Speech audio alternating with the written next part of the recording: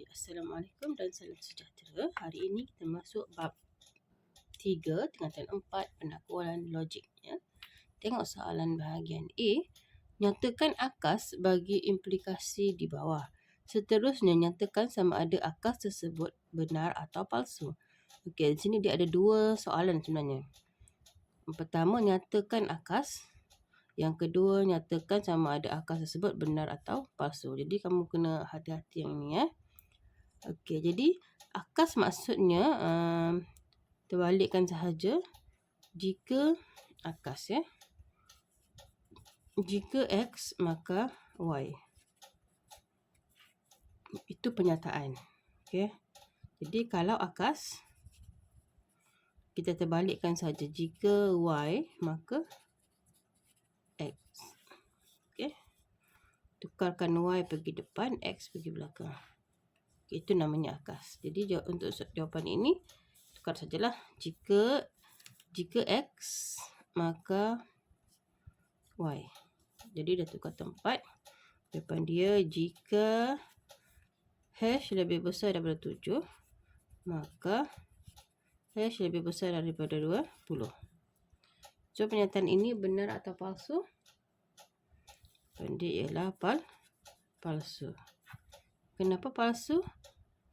Dia kata jika hash lebih besar daripada 7, maka hash lebih besar daripada 20.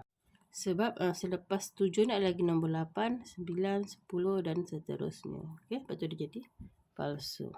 Soalan yang kedua, tulis kesimpulan untuk melengkapkan hujah berikut. Okey, premis 1. Jika X sama dengan 3, maka 5X tolak 5 sama dengan 10. Premis kedua, X tak sama dengan 3. So, macam mana nak buat ini? Okey, kita bulatkan dulu yang hampir sama ni. X sama dengan 3, jadi premis dulu X tak sama dengan 3. Kan? Macam ada persamaan ni 2. Jadi, apa lagi yang tinggal yang boleh guna tulis ialah 5X tolak 5 sama dengan 0. Kamu tulis je di sini. 5X tolak 5 sama dengan 10. Bukan 0. Jadi, bila tengok simbol sini dia tulis tidak sama, jadi di sini pun tak samalah. Ikut saja. Jadi 5X tolak 5 tak sama dengan 10. Okey, dah siap untuk soalan 1. Okey, soalan yang kedua. Tuliskan akas, songsangan dan kontrapositif bagi implikasi berikut. Okey, kita ada 4 sini. Ini ialah implikasi. Disuruh tulis akas, songsangan dan kontrapositif. So, kita tahu tadi akas. Kalau akas, implikasi dia jika X, maka Y. So, kalau akas, jika Y, maka X. Ini implikasi. Pernyataan akas. Jadi di situ kita ada songsangan. Kalau songsangan, maksudnya jika bukan X, maka bukan Y. Ambil daripada implikasi, cuma dia ada tambahan bukan. Bukan atau tidak. Okey. Lepas tu kontrapositif.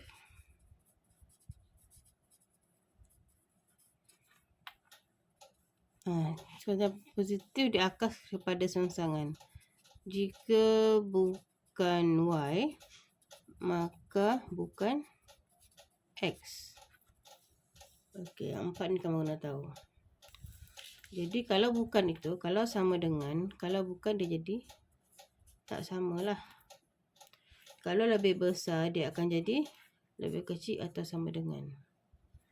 Kalau lebih kecil, dia akan jadi lebih besar atau sama dengan. Dan sebaliknya. Ini untuk yang bukan. Kalau ada yang bukan. Okey. Untuk simbol. Berbalik kepada soalan. Implikasi. Jika X sama dengan 3, maka 6 tambah X sama dengan 9. Jadi kalau akas, macam mana mau tulis? Tulislah jika terbalikkan sahaja kan. 6 tambah X sama dengan 9, maka X sama dengan 3. Okey, kalau songsangan, jika X tak sama dengan 3. Songsangan ya. Maka 6 tambah X tak sama dengan 9. Jadi tak sama. Itu songsangan. Kalau kontrapositif, terbalikkan sahaja songsangan. Jika jika 6 tambah X tak sama dengan 9, maka X tak sama dengan 3. Okey, itu sahaja jawapannya. Okey. Soalan ketiga. Tentukan sama ada pernyataan berikut benar atau palsu. Okey. Macam mana nak tahu benar atau palsu? Dia cakap 0.15 darab 10/4 ialah satu nombor dalam bentuk piawai. Okey. Jadi kamu kena tahu nombor dalam bentuk piawai macam mana bentuk dia. Dia mesti perpuluhan selepas nombor dia, bukan ni. Dia mesti 1.5. Mesti perpuluhan tu selepas titik perpuluhan tu selepas satu nombor di depan. Dia tidak boleh kosong di depan. Jadi bila nampak je begini, maksudnya dia bukan bentuk piawai. So jawapan dia ialah palsu. Soalan nombor B. Tulis songsangan bagi implikasi berikut. Baru kita jumpa lagi songsangan. Tengok lagi songsangan. Jika terbalikkan sahaja implikasi kan. Jika X boleh dibahagi tepat dengan 3, maka X ialah. Untuk soalan C, tulis premis 2 untuk melengkapkan hujah berikut. Sama macam tadi ni. Kita tengok mana yang dah tulis. Ini K tambah 5 sama kan? Jadi yang dia belum tulis tu ialah K sama dengan 2. Tulis sekejap. K sama dengan 2. Tapi tengok kesimpulan dia sama dengan tu dia ada pangkah. Jadi dia ada gini.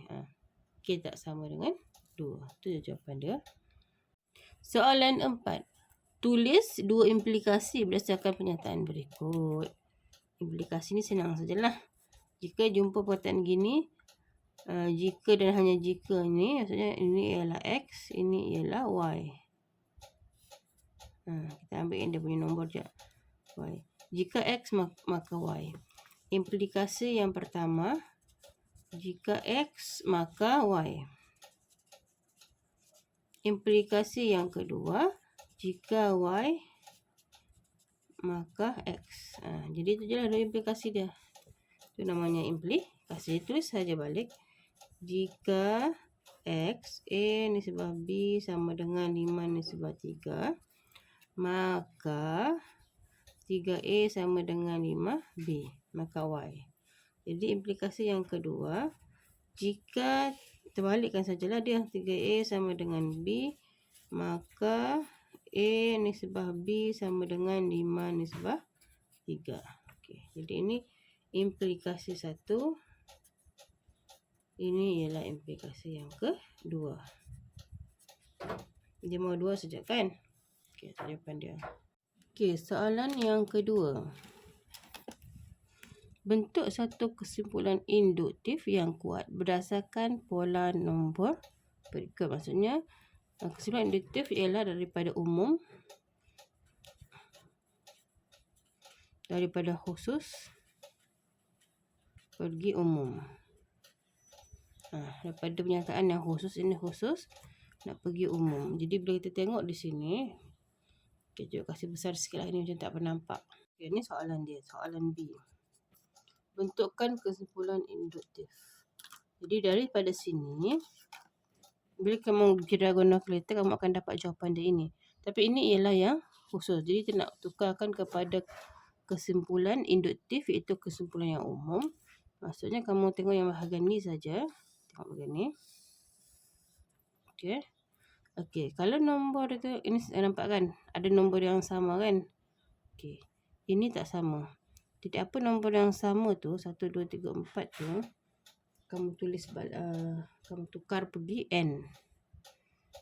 Okey, yang tak sama ni, sesungguhnya ni tukar jadi N. N. Tambah dengan nombor yang sama, tulis balik. Okey, kurungan nombor yang sama tulis balik. Tambah dengan ini pun tak sama kan? Ini maksudnya 1 kuasa 2, 2 kuasa 2, 3 kuasa 2, 4 kuasa 2. 4 kuasa 2 16, 3 kuasa 2 9, Ini kamu tak boleh tulis N. Dia tak sama kan. Okey. Jadi kamu guna tukar pergi begini dulu. Jadi dia akan jadi N kuasa 2. Ni yang jadi N. Ada kuasa 2. Di mana buat koma N sama dengan 1, 2, 3, 4, dot. Okey. Itu jawapan dia. Okey, bahagian B. Soalan ditanya, adakah ayat berikut suatu pernyataan atau bukan pernyataan? Okay. Pernyataan tu ialah ayat yang benar lah. Kita boleh nyatakan dia sama ada dia benar atau dia palsu. Itu pernyataan. Kalau bukan pernyataan, kita tidak dapat tentukan kebenaran dia. Maksudnya kita tidak tahu dia benar ke palsu. Contoh macam, siapa nama kamu? Itu kita tidak tahulah benar ke palsu kan. Ayat tanya. Jadi bila begini, semua burung boleh terbang. Benar ke palsu? Benarkan, kita boleh tentukan kebenaran. Jadi dia ialah pernyataan. Okey, soalan A. Soalan B. Tentukan sama ada pernyataan berikut adalah benar atau palsu. 3 ialah nombor perdana. Benarlah, 3 memang nombor perdana. Nombor yang boleh dibahagi dengan 1 dan dirinya sendiri. 2. Semua nombor kuasa 2 sempurna ialah nombor bulat. Jadi kuasa 2 sempurna tu macam 5 kuasa 2 sama dengan 25. Itu 25 tu kuasa 2 sempurna lah. Okey. Kuasa 2 sempurna ialah nombor bulat. Benarlah. Tiada kuasa 2 sempurna yang nombor pecahan ataupun perpuluhan. Soalan yang C. Nyatakan akas bagi implikasi berikut dan tentukan sama ada akas itu benar atau palsu. Okey, akas. Akas kita tahu. Macam mana macam akas? Jika X maka Y. Jadi kalau akas dia akan jadi jika X kuasa 2 lebih besar daripada 9. Maka X lebih besar daripada 3. Benar ke palsu? Jawapannya adalah benar. Sebab dia bilang jika X kuasa 2 lebih besar daripada 9, maka X lebih besar daripada 3. Benarlah kan? Sebab 3 kuasa 2 ialah 9. Okey?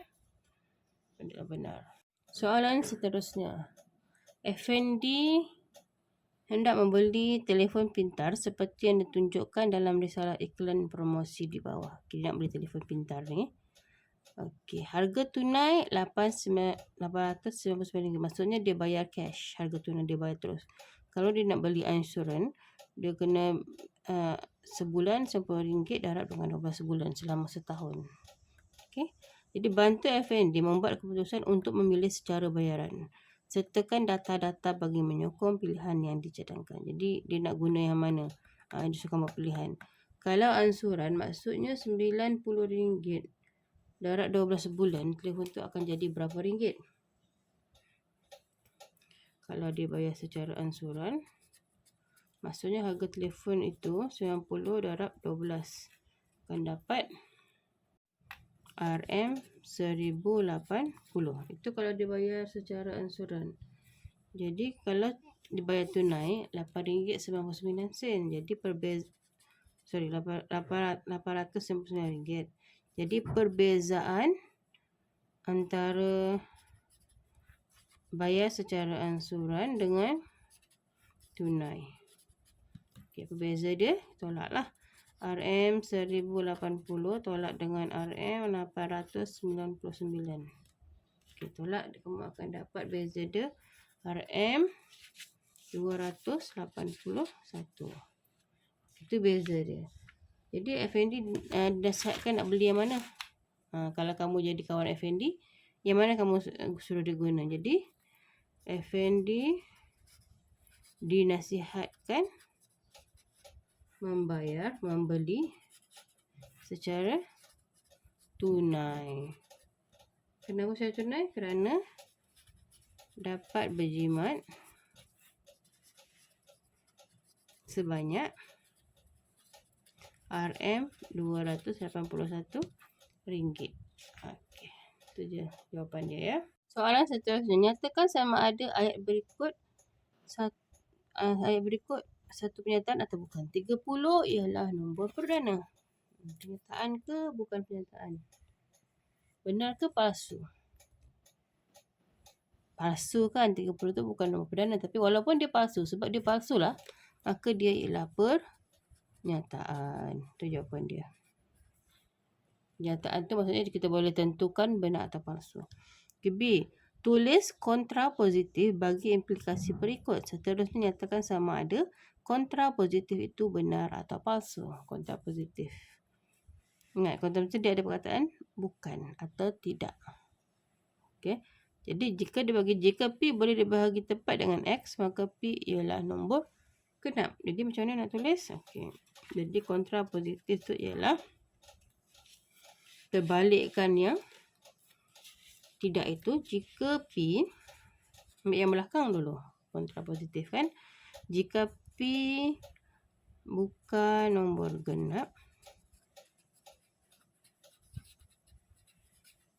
maka ambil yang depan. P tidak boleh dibahagi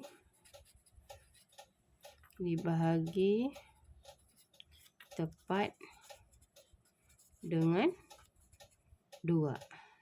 Okay. Itu kontrapositif. Dia menafikan pernyataan, tapi kita ambil yang belakang dulu. Okey, benar ke palsu? Okey, dia pun ada 2 soalan kat sini sebenarnya. Dia markah kan. Lepas tu markah yang ini. Nyatakan sama ada benar atau palsu. Dia tengok. Jika P bukan nombor genap, maka P tidak boleh dibahagi tepat dengan 2. Benar kan? Benar. So, jawapan dia ialah benar. Okey. Okay, soalan C. Tulis kesimpulan untuk melengkapkan hujah berikut. Okay, premis 1. Semua integer positif adalah lebih besar daripada 0. 7 ialah integer positif. Jadi kita tengok sini integer positif. Okay, potong mana yang sama. Integer positif. Potong. Jadi apa yang tinggal? 7 dengan adalah lebih besar daripada 0. Gabung je ini sama ini. 7 adalah lebih besar daripada 0. Itu jawapan dia. Senang kan? Okey. Soalan D. Berpandukan maklumat di bawah, bina satu kesimpulan deduktif untuk nilai sudut pengeluaran bagi sebuah pentagon sekata. Okay, dia bagi 360 darjah per n. Itu ialah pernyataan yang umum. Kalau deduktif dia akan jadi daripada umum, dia akan jadi kesimpulan khusus. Itu deduktif. Jadi saya bagi kamu 360 darjah bahagi n. Kesimpulan yang umum nak pergi pada khusus. Tapi dia bilang nilai sudut pengeluaran bagi pentagon. Pentagon berapa sisi? Pentagon 5 sisi. Jadi n ini ialah sama dengan bilangan sisi. N ialah bilangan sisi. Jadi pentagon ada 5 sisi. 360 darjah bahagi dengan 5. So jawapan kamu ialah 72 darjah. Okay, itu sahaja. Okey, rajah di bawah menunjukkan 3 corak pertama daripada satu cucukan. Satu segitiga bulat, segitiga dan bulat. Buat satu kesimpulan secara umum secara induktif bagi mewakili corak bagi segitiga. Okey, corak bagi segitiga G berdasarkan bilangan bentuk bulatan N. Okey, maksudnya G sama dengan apa yang melibatkan bulatan. Okey, bila kita tengok yang pertama, ada tak bulatan? Tiada kan? Maksudnya G yang pertama ni, okey, kita buat sini.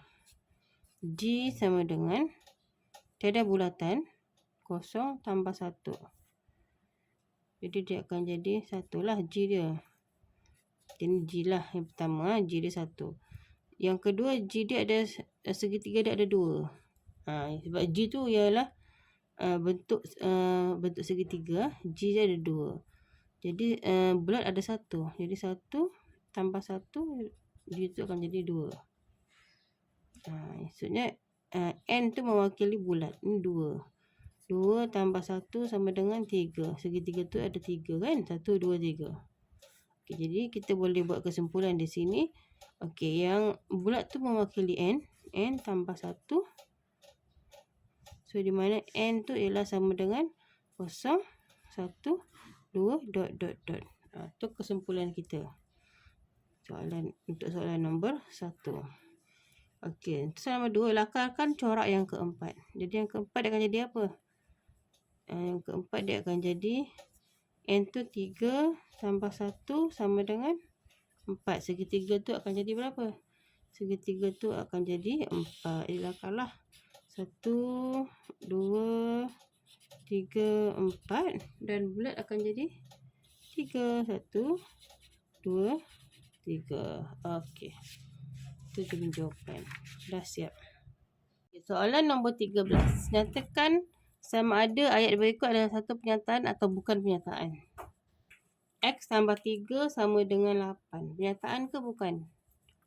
Kita boleh nyatakan dia benar ke palsu? Tidak boleh kan? Jadi dia bukan pernyataan. Bukan pernyataan ya. Okey, yang kedua. Kedua. Pernyataan. Sebab kita boleh nyatakan sama ada dia palsu ataupun dia benar. Okey. Soalan B. Nyatakan sama ada setiap pernyataan berikut adalah benar atau palsu. Okey, untuk jawab soalan yang begini yang ada atau dengan dan ini, gabungan dua pernyataan, kita kena tahu dia punya konsep dia. Kalau atau, okay. Kalau dan, benar dan palsu, jawapan dia akan jadi palsu. Palsu dan benar, palsu. Benar dan benar, dia akan jadi benar. Palsu dan palsu, dia akan jadi palsu. Itu kalau dan. Kalau atau pula, benar, palsu, dia akan jadi benar. Palsu, benar, dia akan jadi benar. Benar, benar, benar. Palsu, palsu, palsu lah. Okay, yang membezakan dia apa atau dengan dan ni. Kalau atau salah satu benar, benarlah dia. Tapi kalau dan salah satu palsu, maka dia akan jadi palsu. Kita tengok soalan B, macam mana jawab. Okay, 2 darab 5, 10. 1/2 lebih kecil daripada 2. Okay. Tentukan dulu yang ini. Benar ke palsu? 2 darab 5, 10. Benar ke palsu? Benar kan? 1/2 lebih kecil daripada 2. Betulkah? Benarkah? Benar. Jadi benar atau benar, jawapan dia akan jadi benar. So B, jawapan dia benar. Yang pertama. Yang kedua. Kedua pula.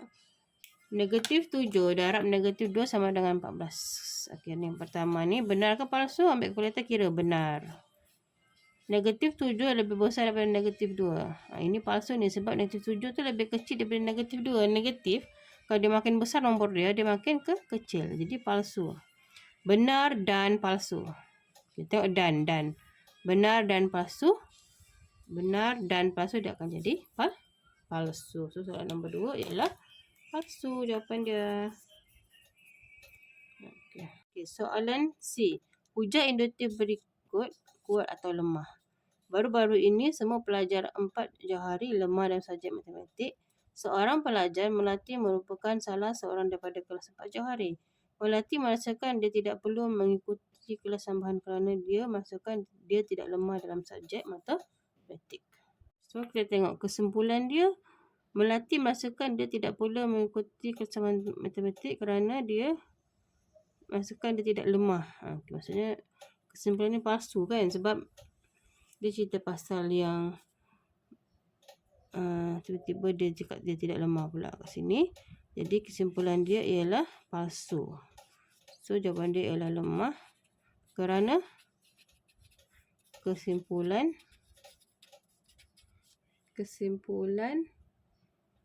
adalah palsu. Ini kamu boleh rujuk buku teks. Soalan D. Tentukan sama ada hujah berikut sah atau tidak. Bagi hujah sah, tentukan sama ada ia munasabah atau tak munasabah. Okay, dia ada 2 soalan kat situ. Jika Alia ialah seorang pramugari, maka Alia adalah perempuan. Alia seorang perempuan, oleh itu Alia seorang pramugari. Okay, ini ialah hujah. Hujah kita ada 3 bentuk. Hujah 1, hujah 2, hujah 3. Bila tengok yang ini ialah hujah yang kedua. Dia kata jika Alia seorang pramugari, maka Alia adalah perempuan. Kalau ikut hujah yang kedua, ini ialah premis 1. Premis 2 dia bagi Alia seorang perempuan. Kesimpulan dia bagi, oleh itu Alia seorang pramugari. Okey, jadi kita tengoklah sah ke tidak sah. Tengok kesimpulan dia lah. Satu, dia tidak mengikut penghujahan yang betul. Kalau ikut penghujahan yang betul, di sini dia mesti jika X maka Y. Jadi premis kedua dia mesti X. Premis kedua dia mesti Y. Okay, sekarang kita tengok yang dia buat ini perempuan. Jadi bila tengok X dia tak sama kan. Patutnya X dia kat sini Alia ialah seorang pramugari. Baru Y dia, oleh itu Alia ialah seorang perempuan. Jadi dia tidak menepati hujah. Bila tidak menepati hujah, maka dia tidak sah. Bila dia tidak sah, maka dia tidak munasabah lah. Tidak sah, tidak munasabah. Kerana tidak mengikut apa? Struktur penghujahan yang betul. Jadi kamu kena mahirlah untuk hujah-hujah ni. Boleh rujuk dalam buku teks kamu ya. Okey, terima kasih.